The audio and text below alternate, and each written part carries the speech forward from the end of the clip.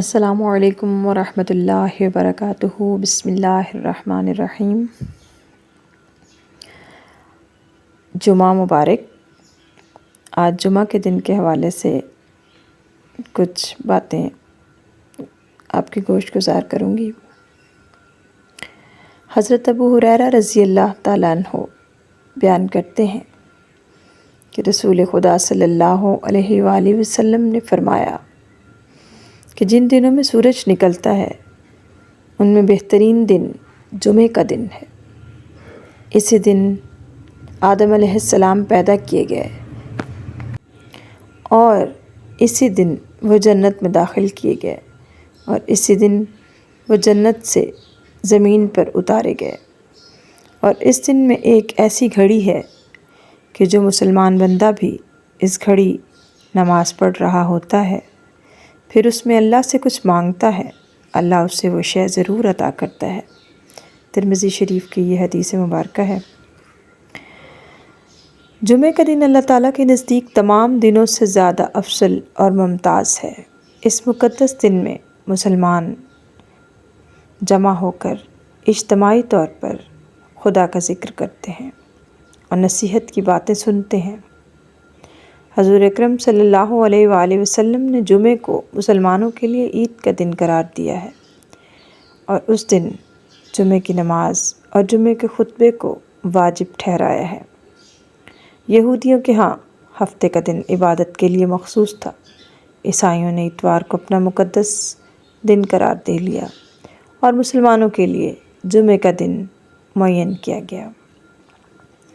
اللہ تعالیٰ ارشاد فرماتے ہیں قرآن پاک میں سورۃ جمعہ میں آیت نمبر 9 میں ارشاد ہوتا ہے، اعوذ باللہ من الشیطان الرجیم، بسم اللہ الرحمن الرحیم، یا ایہا الذین آمنوا اذا نودی للصلاۃ من یوم الجمعۃ فاسعوا الی ذکر اللہ وذروا البیع۔ ترجمہ: اے ایمان والو، جب پکارا جائے نماز کے لیے جمعے کے دن تو اللہ کے ذکر کی طرف دوڑو۔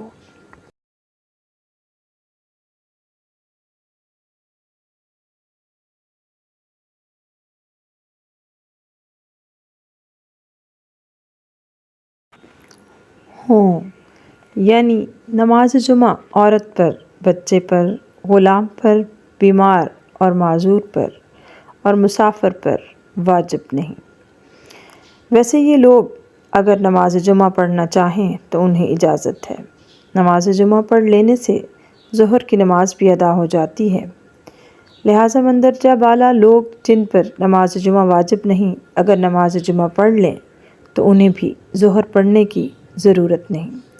نماز جمعہ پڑھ لینے سے ہی ان کی ظہر کی نماز بھی ادا ہو جائے گی۔ اگرچہ نماز باجماعت کی طرح نماز جمعہ بھی خواتین پر واجب نہیں، تاہم جیسے کہ پہلے واضح کیا جا چکا ہے، انہیں نماز جمعہ کی تاکید اور فضیلت سے اچھی طرح واقفیت ہونی چاہیے تاکہ وہ گھر کے مردوں کو اس معاملے میں غفلت کرنے سے روکتی رہیں اور بچوں کی تربیت میں اس بات کا دھیان رکھیں کہ شروع ہی سے ان کے دلوں میں جمعے کی اہمیت نقش ہو جائے۔ حضور اکرم صلی اللہ علیہ وآلہ وسلم نے بھی نماز جمعہ کا تاکید سے حکم فرمایا ہے۔ ام المومنین حضرت حفصہ رضی اللہ تعالیٰ عنہ بیان کرتی ہیں کہ رسول خدا صلی اللہ علیہ وآلہ وسلم نے فرمایا کہ نماز جمعہ کو جانا واجب ہے ہر بالغ مرد پر۔ سنن نسائی۔ حضور اکرم صلی اللہ علیہ وآلہ وسلم کے ایک صحابی ابو جعد زمری رضی اللہ تعالیٰ عنہ بیان کرتے ہیں کہ رسول خدا صلی اللہ علیہ وآلہ وسلم نے فرمایا کہ جو شخص نماز جمعہ کو معمولی چیز سمجھتے ہوئے 3 جمعے چھوڑ دے، اللہ تعالیٰ اس کے دل پر مہر کر دے گا۔ سنن نسائی۔ حضرت ابن عباس رضی اللہ تعالیٰ عنہ اور حضرت ابن عمر رضی اللہ تعالیٰ عنہ بیان کرتے ہیں کہ رسول خدا صلی اللہ علیہ وآلہ وسلم اپنے ممبر کی لکڑیوں پر تشریف رکھتے تھے کہ آپ صلی اللہ علیہ وآلہ وسلم نے فرمایا کہ لوگوں، جمعہ چھوڑنے سے باز آ جانا چاہیے، ورنہ اللہ ضرور ان کے دلوں پر مہر کر دے گا اور وہ لازماً غافلوں میں سے ہو جائیں گے۔ سنن نسائی۔ حضور اکرم صلی اللہ علیہ وآلہ وسلم کے ان ارشادات کا اثر یہ تھا کہ صحابہ کرام رضی اللہ تعالیٰ عنہ جمعے کو بہت زیادہ اہمیت دیتے تھے اور اس کا بہت اہتمام کرتے تھے۔ جمعے کے دن نہانا، دھونا، اچھا لباس پہننا، مسواک کرنا، خوشبو لگانا، یہ سب بہت پسندیدہ امور ہیں۔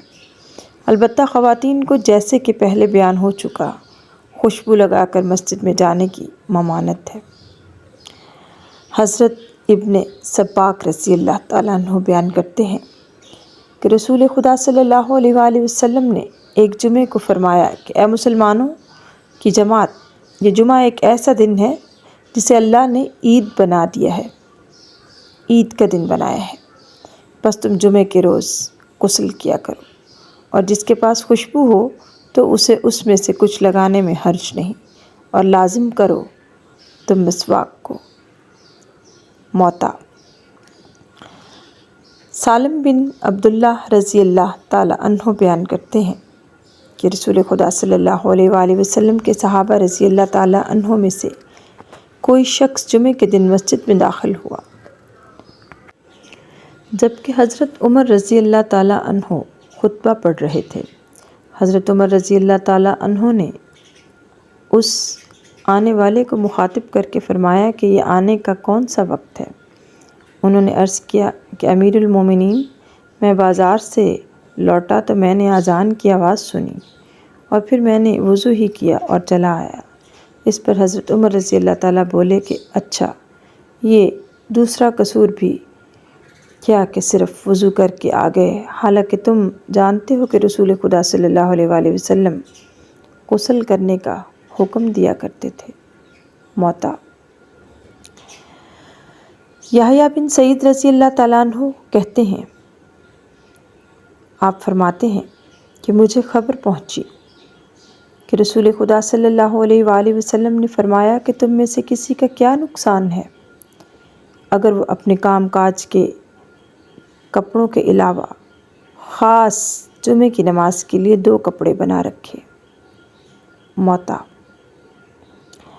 تو یہ تمام احادیث میں نے آپ کو پیش کی ہیں جمعے سے متعلق۔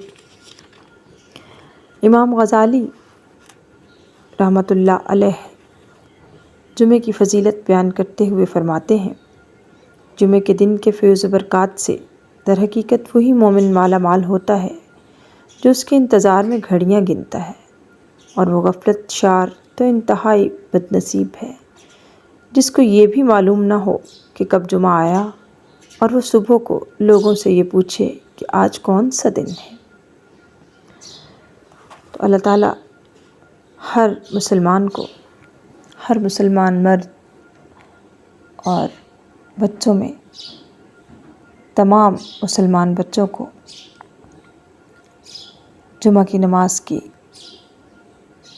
بہت ہی اچھے طریقے سے تیاری کر کے، خوبصورت انداز میں مسواک کر کے، نہا کے، غسل کر کے، صحیح سے خوشبو لگا کے، جیسے میرے نبی پاک صلی اللہ علیہ وآلہ وسلم کا فرمان ہے، اس کے مطابق جمعہ کی نماز میں شرکت کرے، اور اللہ تعالیٰ ہم سب کے گناہ معاف فرمائے۔ آمین یا رب العالمین۔ اللہ حافظ، اللہ نگہبان۔